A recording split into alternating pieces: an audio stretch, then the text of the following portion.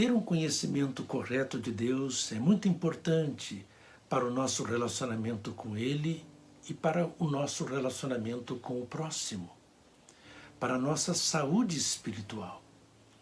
Quando temos um conhecimento errado de Deus, uma visão errada de quem Deus é, podemos fazer muito mal aos outros e a nós mesmos também.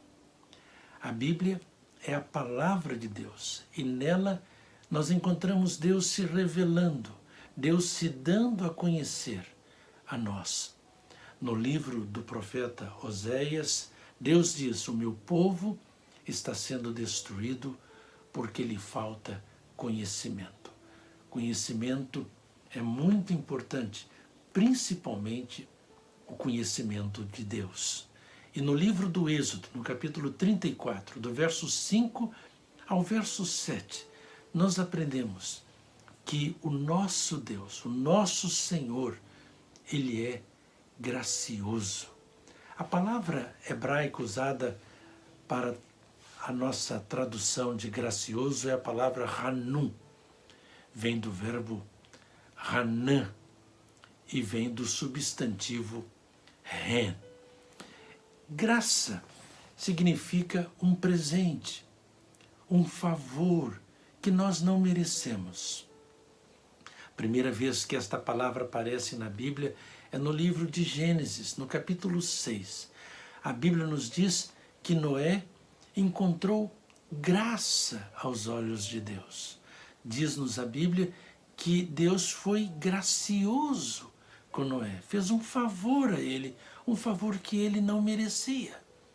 Para recebermos a graça de Deus, precisamos reconhecer da necessidade que temos desta graça, que não temos condições de resolver os nossos problemas, de nos salvar por nós mesmos.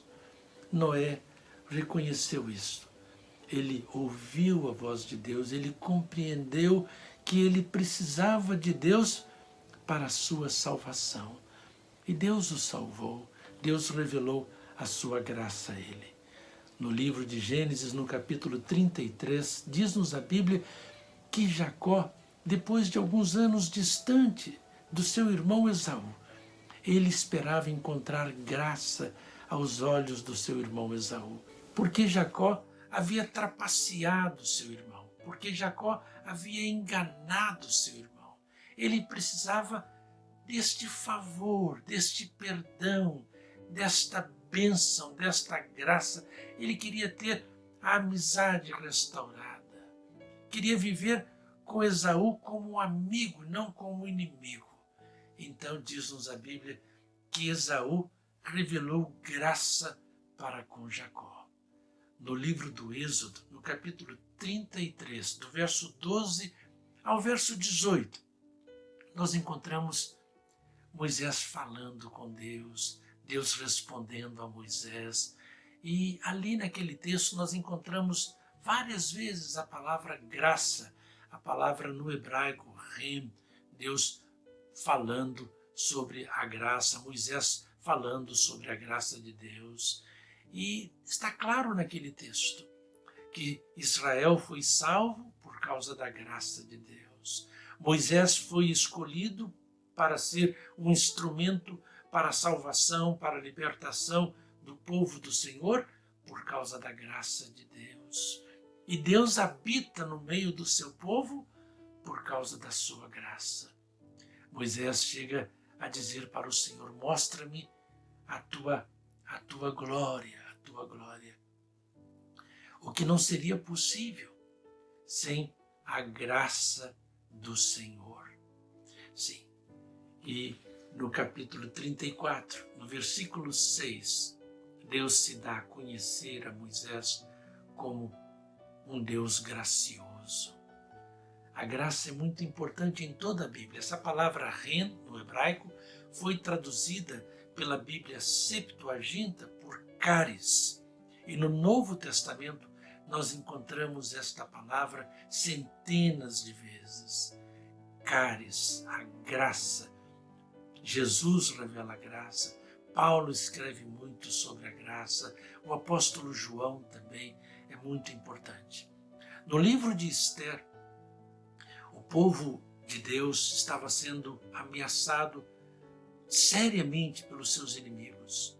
E diz-nos a Bíblia que Esté, ela procura o rei Assuero, esperando encontrar graça aos seus olhos, para que o povo do Senhor possa se defender contra os seus inimigos. E o rei persa, então, revela graça. A palavra ali é a palavra ren. Então, Assuero revela graça, Esther suplica por graça e Deus permite que a graça seja revelada e o povo do Senhor seja poupado. No livro de Isaías, no capítulo 30, Deus diz que Ele deseja resgatar o seu povo, revelar a sua graça para com o seu povo. E no livro dos Salmos, no capítulo 45, no Salmo de número 45, nós encontramos registrado ali no versículo 2 que nos lábios do rei, na sua língua, a graça flui, o que significa nos seus ensinos, nas suas obras, nas suas lições, nos seus ensinamentos, nas suas palavras. Este salmo, Salmo 45, faz-nos lembrar de Jesus. É um salmo messiânico, aponta para Jesus, porque em Jesus nós temos a ren, a caris, a graça de Deus, o favor de Deus, o presente maior de Deus revelado. Que coisa maravilhosa quando nós abrimos as páginas do Novo Testamento e lemos lá no Evangelho de João, por exemplo, que o Verbo se fez carne e habitou entre nós, cheio de graça e de verdade, e vimos a sua glória como a glória do unigênito do Pai. Aquilo que Moisés pediu para ver lá no Antigo Testamento, lá na Torá, a glória de Deus, o kavod.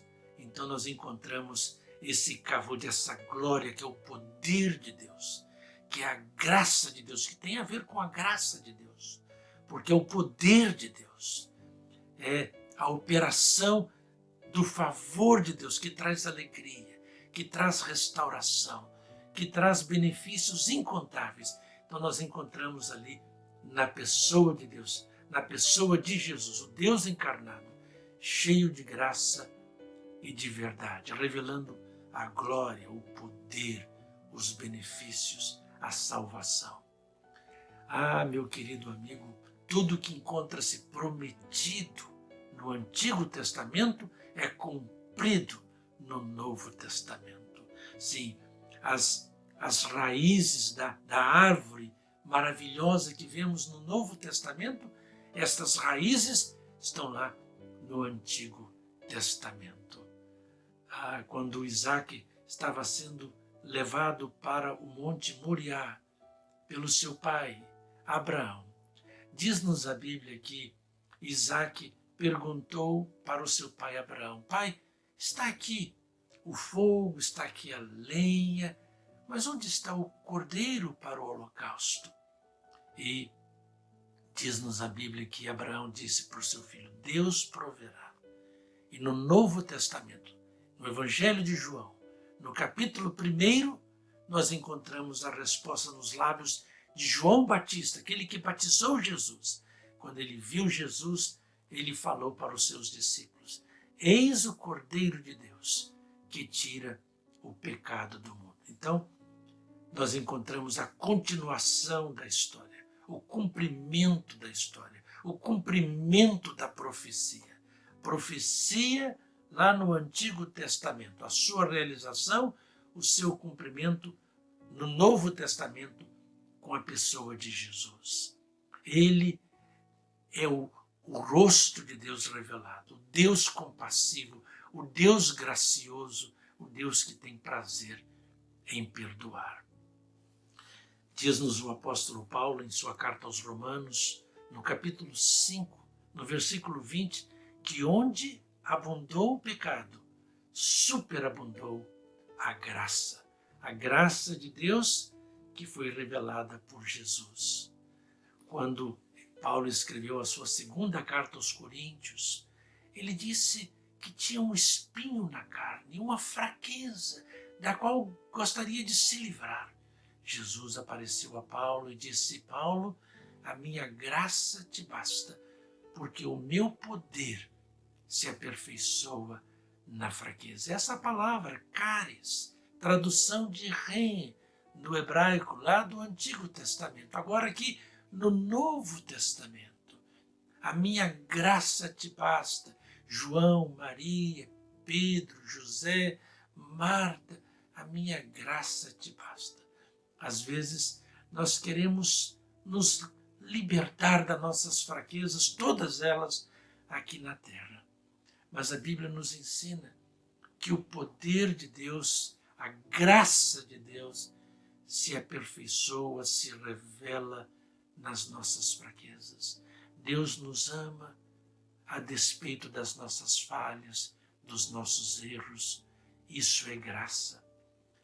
Escrevendo aos Efésios, no capítulo 2, no versículo 8, o apóstolo Paulo disse: pela graça sois salvos. Pela graça que somos perdoados, restaurados, curados, escolhidos para trabalhar para o Senhor, para servi-lo. Não é por causa dos nossos méritos, das nossas qualidades, não. A despeito das nossas falhas, por causa da graça de Deus, somos salvos, somos sustentados e somos usados.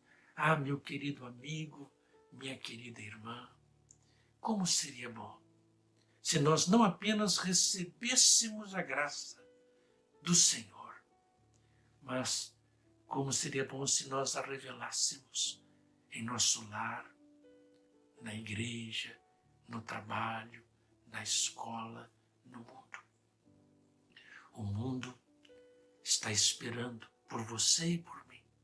Precisamos revelar ao mundo a graça de Deus, o Deus que é gracioso, porque assim é que nós construiremos uma família melhor, uma igreja melhor, um mundo melhor.